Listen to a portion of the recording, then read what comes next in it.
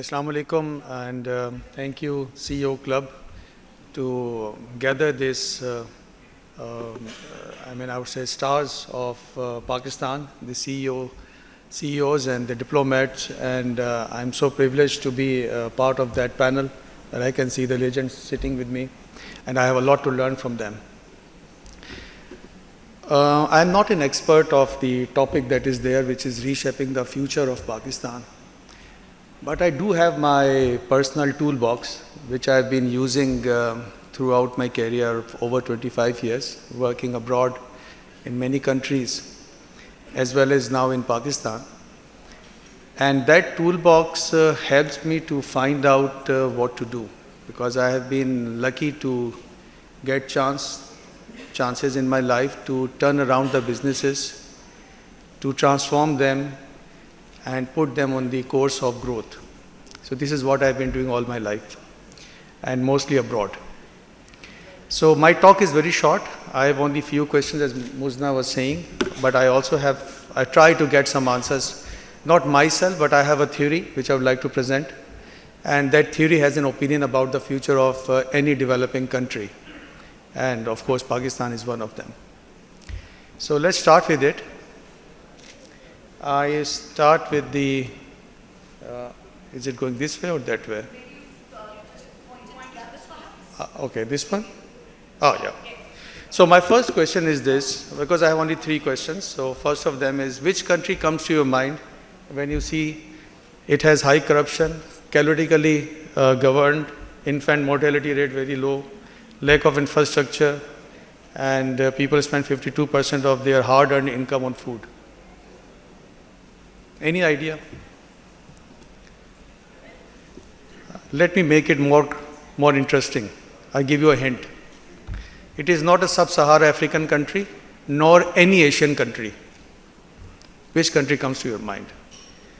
Well, just to give you an answer, it was USA in mid-1800s.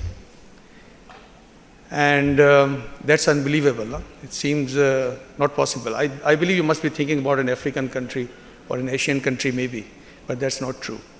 So from there in 1800s to in the next century, USA became a superpower, and it is still a superpower. So how that has happened? I will come to that point later, but let me just first tell you my journey to where I am today, because I am the most unrenowned person on this panel. So I have to tell you something about it. Well, I've been serving abroad in different countries, in USA, Germany, Switzerland, Egypt, Singapore as well. And I returned back to Pakistan in mid-2021. And that was because of my mother. I had to come and take care of her. So my company sent me for 6 months and said, okay, you do that, and if you still need more time, you can stay longer. So I was working remotely because, after COVID, it was very common to work remotely. And during that time, somebody in Pakistan came to know about me and invited me to lead industries which were, very, very disjoint when you look at it. We had large-scale manufacturing at one end. There was another industry which was making special engineered steels. Another one was building the machines, and then we had a chemical complex and an oil refinery. So they asked me that these are the struggling businesses locally, so with your experience globally, just do something to turn them around and transform them. And we said, okay. I said, okay, but I never worked for local organizations, and I never wanted to work for local organizations. So somebody said, okay, you spend all your life working for other companies, foreign companies. When will you do that? And I was in my late 40s in the year 2021. So I said, okay, this is my last chance to do that in my life. So I took that challenge.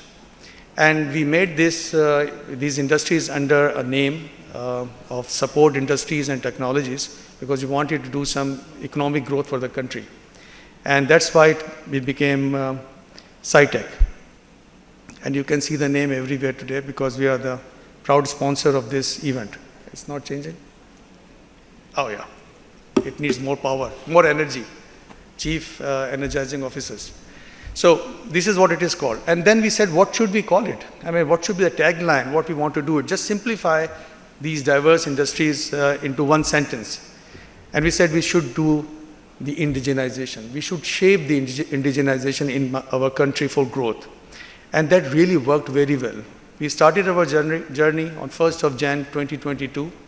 And within 2 years, we were able to manage not only to sustain this organization, but we managed to do growth not only in the top line, but also on the bottom line. So it was a big success story, and we were very happy that we have done it. We did some import substitution, as well as we did exports.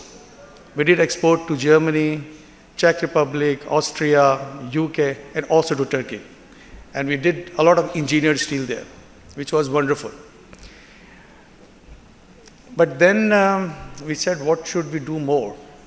Because I was reading a book by Christensen Clayton, who is also the author of the famous book, Innovator's Dilemma, where he was talking about the industry, how to transform them.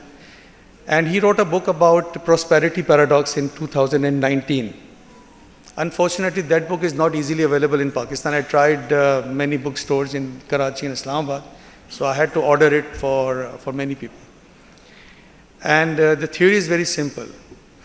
He said, if you want to really grow, you need to do market-creating innovations for the country.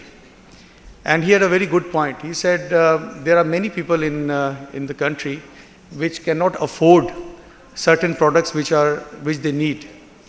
And if the local industry produce those products and design those products with minimum specifications so that people who cannot afford it should be able to do it, we can create new markets. And with these new markets, you can create new industries. With these new industries, you have jobs, and all the cycle of economy will start.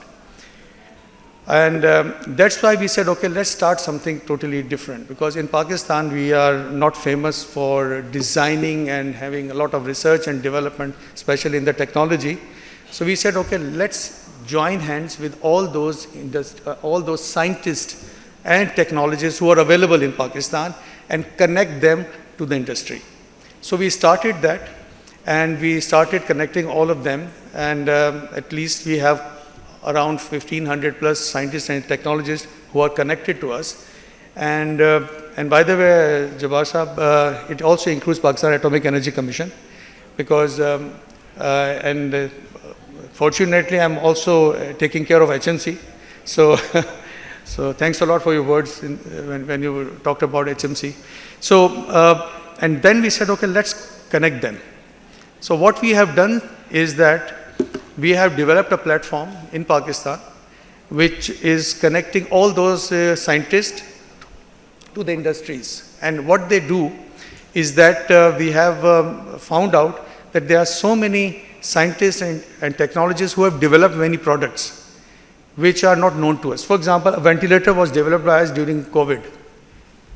And it was DRAP approved and it was all there, but we do not have an outlet to take those technologies to the market.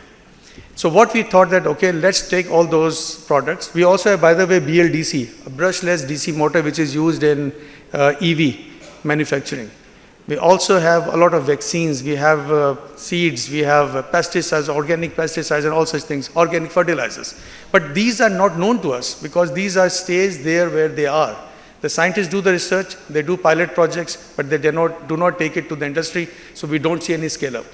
So this is the main purpose of having ConnecTech, and we have started our work in Islamabad, and we also starting our office in Karachi at NESTEP.